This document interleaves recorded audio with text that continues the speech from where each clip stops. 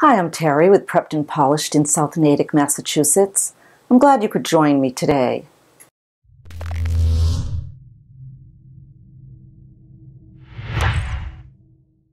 Today our focus is on preparing for the ACT science test. I want to tell you about someone who knows how to prepare for a test day.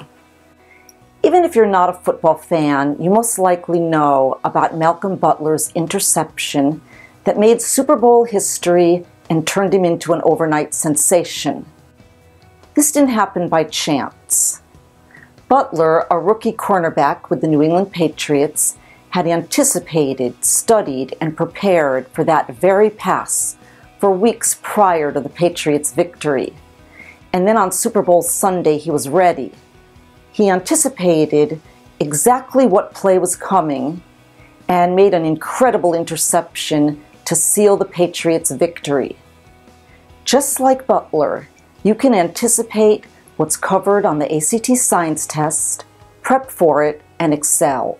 When Butler was questioned about his interception, he said, "From preparation, I remembered the formation they were in. I just beat him, Laquette, to the root and made the play."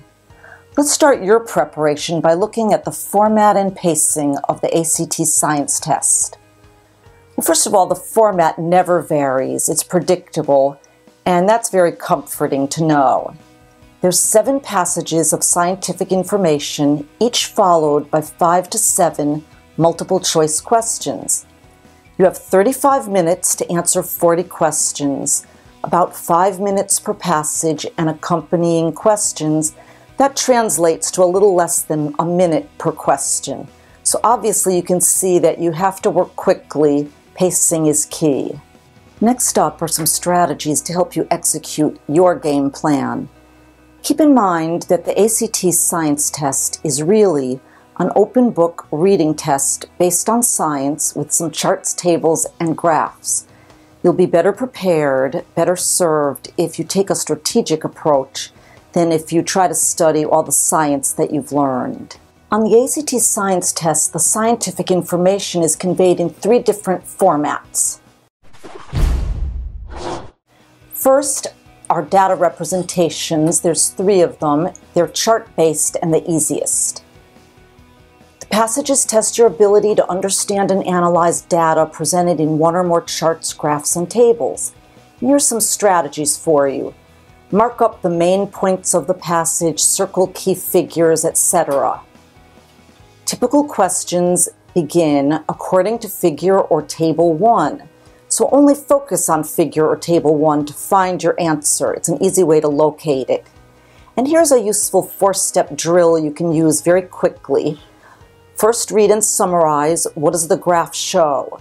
Identify the variables. Number 2. These are the labels on the axes. And here's a tip. The independent variable is the one being manipulated, typically found on the horizontal axis. The dependent variable changes as a result of manipulating the independent variable, typically found on the vertical axis. Number 3, check out units in the passage and as they appear as labels on the axes.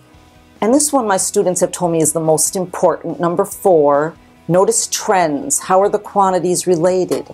As X increases, does Y decrease or stay the same? And are the points scattered? The second type of question appears as 2 to 3 research summaries or experiments. And for these, you need to consider the experimental design and interpret results in tables and graphs. Again, you can use a very quick 4-step drill. Read and summarize each experiment. Look at the hypothesis. What is it trying to measure? What links and distinguishes each experiment? Second, pay attention to the apparatus. A lot of the questions ask you about the setup and assembly of the experiment. Number 3, again, notice the variables, controller, independent, dependent, or experimental. And number 4, check out the results. What are the trends and the conclusions that you come to? Reject any answer choice that provides a fact about a quantity not dealt with in that experiment. When the question asks, the results of experiment 1 suggest that, tune out the other experiments. Only experiment 1 will contain the answer. And this one is very helpful. Let keywords guide you to the relevant table or graph. One of the hardest questions is when keywords in the question span 2 experiments. Then you often have to use one experiment to help you extract information from another experiment. The third type of format for the science questions is one conflicting viewpoints. This one usually seems the hardest. The questions test your understanding, analysis, and comparison of competing hypotheses or theories. It's helpful to make notes summarizing each viewpoint. Of course, this is done very quickly, and underline supporting data for each theory.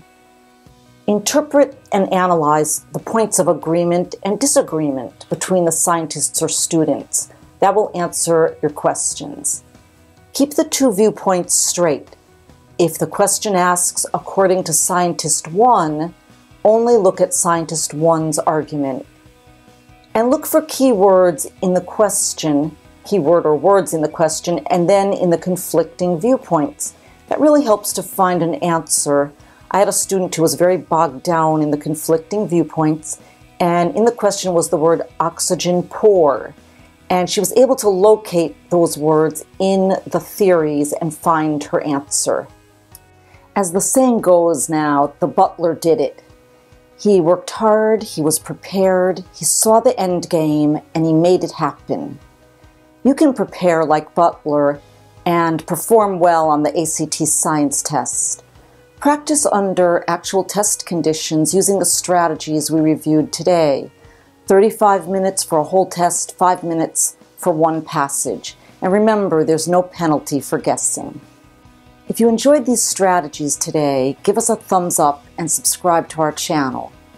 If you want more in-depth tutoring, either online or in person, or you have any questions, simply email info@preppedandpolished.com and we'll be glad to help you. Good luck.